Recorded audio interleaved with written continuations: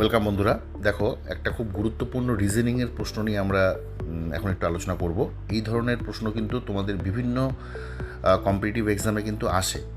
তো দেখো, প্রশ্নটায় বলেছে A if A plus B means A is the brother of B, অর্থাৎ এ প্লাস বি মানে হলো এ বি এর ভাই বা দাদা। এ মাইনাস বি মানে হচ্ছে A is the mother of B, মানে এ হলো বি এর মা।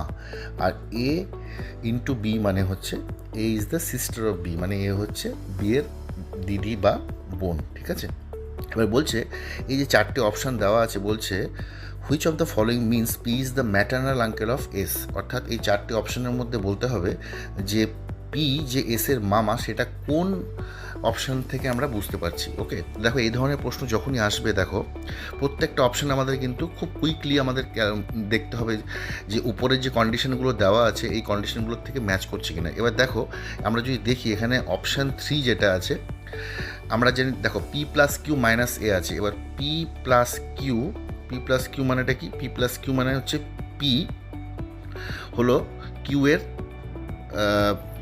পি হলো তোমার কিউ এর ভাই।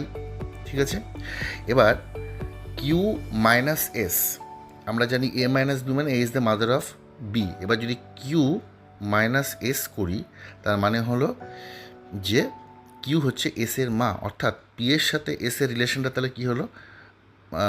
তোমার ম্যাটার্নাল আঙ্কেল মানে মামা, অর্থাৎ পি হচ্ছে আমার এস এর মামা। তাহলে অপশান কী হয়ে যাবে? অপশান 3 হচ্ছে হবে আমাদের এই প্রশ্নের ক্ষেত্রে correct answer. Okay, thank you.